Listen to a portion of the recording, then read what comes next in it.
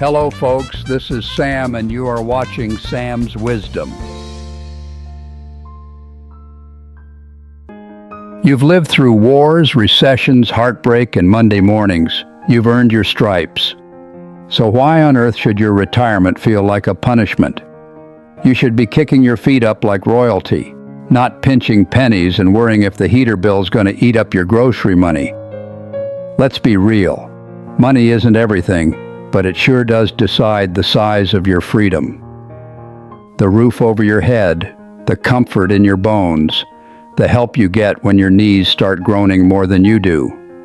And yet so many folks reach this chapter of life and stop thinking about money altogether.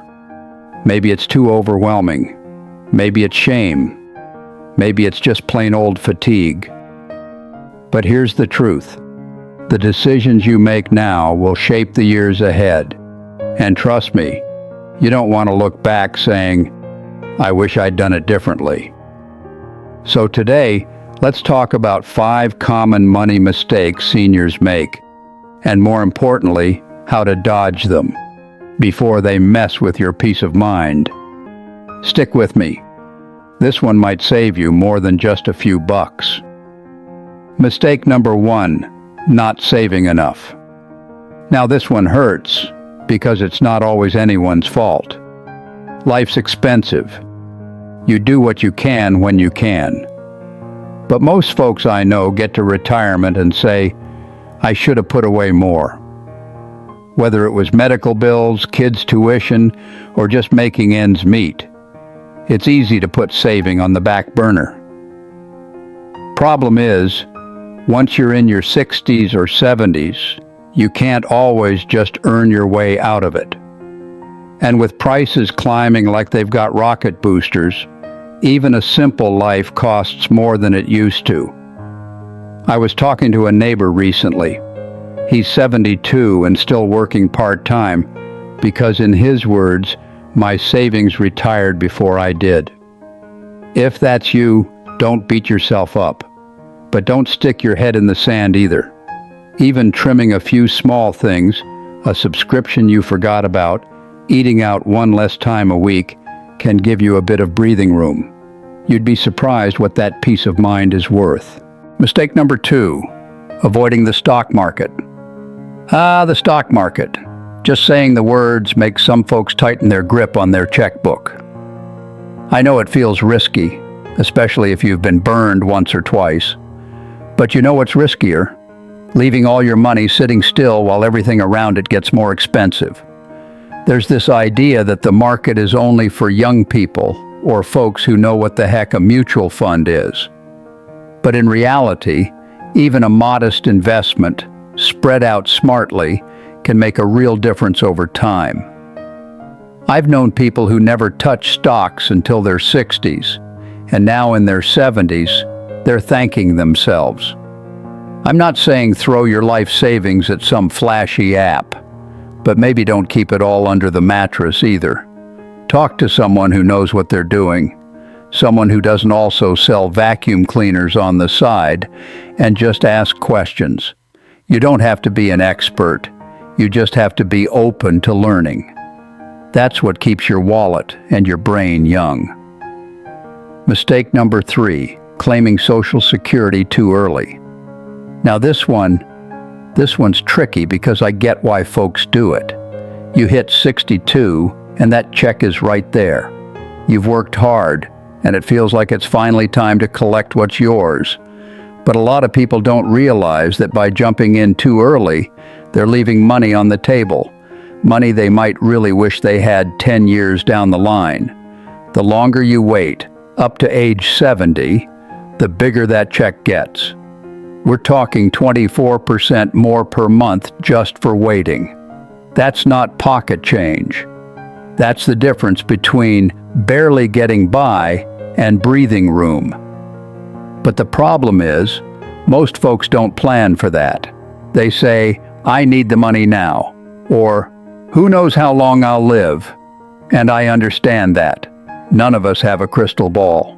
But here's the hard part. Once you start taking Social Security early, you can't hit the undo button. That decision sticks.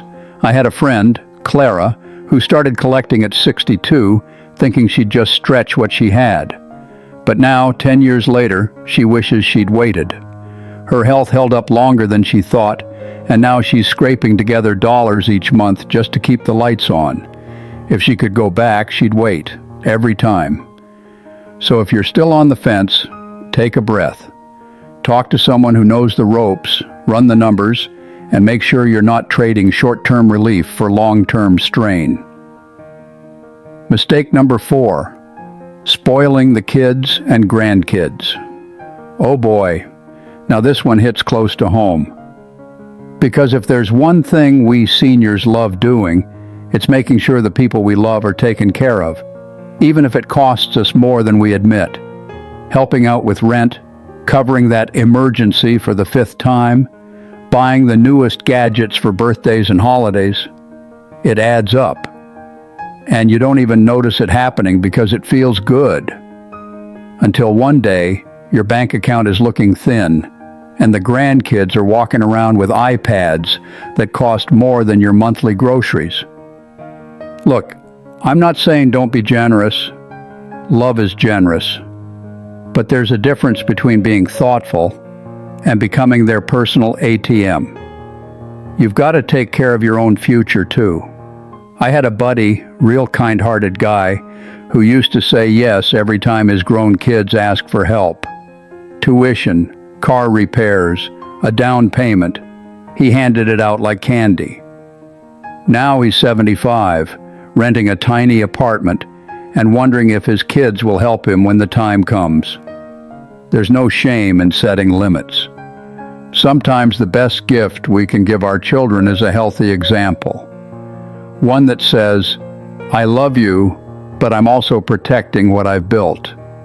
Because when you run out of money, no one wins.